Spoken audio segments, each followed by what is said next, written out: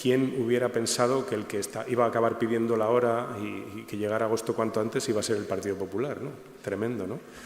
Pero luego tengo pues al de Sevilla y entonces me adapto. Por lo menos el de Málaga me escribe una carta en castellano, el de Sevilla me manda una carta en catalán. No sé si eso es una buena manera de entenderse, ¿no? Que fíjese, yo soy muy cristiano, pero en política lo de poner la otra mejilla nunca lo entendí, nunca lo entendí. Y no hay que tener miedo a decirlo, vivimos en una dictadura woke. Me sorprende enormemente que haya dirigentes políticos como Óscar Puente, que troleó un cursillo que había hecho y lo llamó máster para darse enjundia y salga como un Miura a atacar a esta señora. El caso del presidente, en su discurso de investidura, en su discurso de la moción de censura, habló de un ejemplo de un ministro alemán que había plagiado un párrafo, razón suficiente para dimitir. Y su tesis es una catarata de copias infumables desde el punto de vista académico. Y además, ya sé que algunos hacen comparaciones, ¿no? Ayer la derecha volvía con mi máster, ¿no?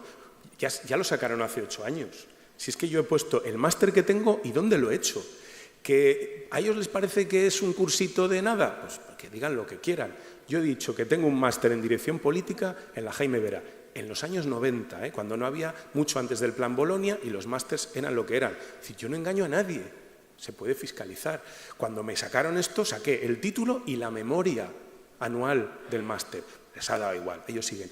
Porque tratan de, en lugar de asumir que, oye, pues te han pillado con el carrito de los helados, te vas para casa y ya está, no pasa nada. No, tienen que arrojarle, no, porque está Pachi López, no sé qué, no sé cuál. Que es que no son casos comparables, que es que estamos hablando de una persona que tenía 3 currículos distintos en 3 páginas oficiales distintas y que ninguno era cierto. Por tanto, es un comportamiento absolutamente inexcusable y ha hecho lo que tenía que hacer. El propio Óscar Puente ha explicado, y además no solamente lo ha explicado Óscar Puente, es que yo, como creo que quizá te saque 10 años o así, yo he tenido la experiencia a la que se refiere Óscar Puente.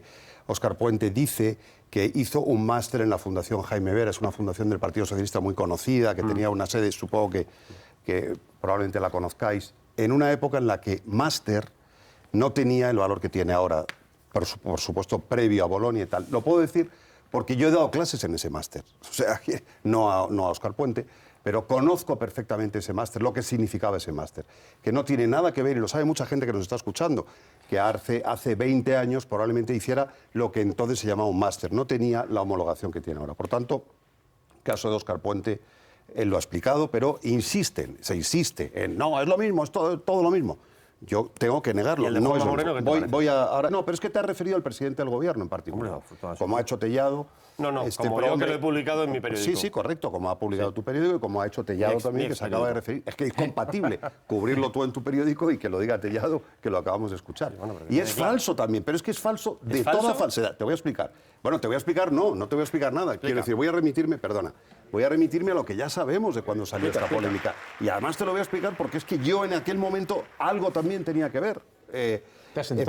Claro, sí, te voy a explicar. No, ninguna frase. Ninguna frase. No, yo me dedico a otras cosas. No. Pedro Sánchez hace una tesis doctoral porque en el momento en el que está requiere, para ser profesor titular en la Universidad Camilo José Cela, se le recomienda que haga una tesis doctoral. Y hace una tesis doctoral sobre, no recuerdo el título, ni mucho menos, pero Diplomacia Económica de España y tales, efectivamente.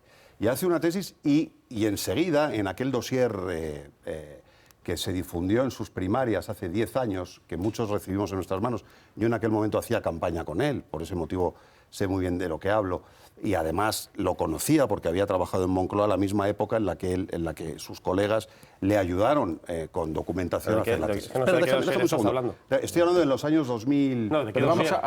Estoy hablando del dossier en el que estaban el resto de las barbaridades que hemos ido. Yo te estoy hablando de la tesis doctoral leída de la primera palabra a la última. Termino. Se le pasó el famoso Turnitín.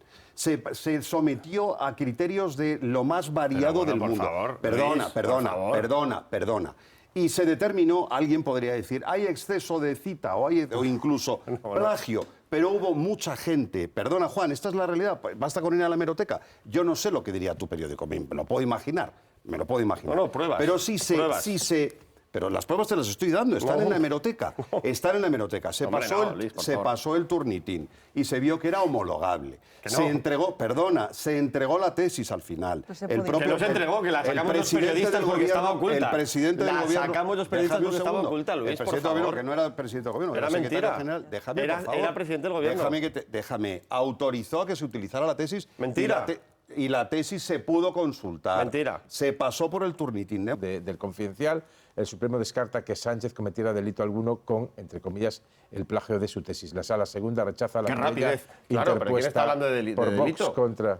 El error, según lo que estoy manifestando, es que como está redactado en el Congreso, parece o da a entender o puede dar a entender que he finalizado los estudios, pero en ningún caso era mi intención que se trasladase así. Leo un mensaje de alguien que ha colocado un currículum de esta persona y ves dónde ha estudiado la ESO, dónde ha estudiado el bachiller y luego tiene un doble grado, pero no dice dónde. Cuando lo vi dije, qué raro, ¿no? Y entonces me puse a hurgar y puse un tuit que decía, pues qué raro, ¿no? Y me fluyó la información, me fluyó. Es decir, la información fluyó hacia mí y bueno, comprobé que una persona que tiene un cargo en un ayuntamiento, que tuvo un cargo en una comunidad y que tiene un cargo también en las Cortes Generales y en el partido más importante de la derecha española, pues tenía 3 currículums distintos en 3 páginas oficiales distintas, una universidad, un ayuntamiento y las Cortes, y que además ninguno era cierto. Eran distintos entre sí, pero ninguno coincidía con la realidad. Estamos hablando de una corrupción estructural. Estamos hablando de un gobierno que ha tenido una policía que se dedicaba a espiar a los rivales ilegalmente, que tenía un área económica en la que se vendían leyes a cambio de pagos. En fin, estamos hablando de un montón de ministros ya de los 2 gobiernos afectados.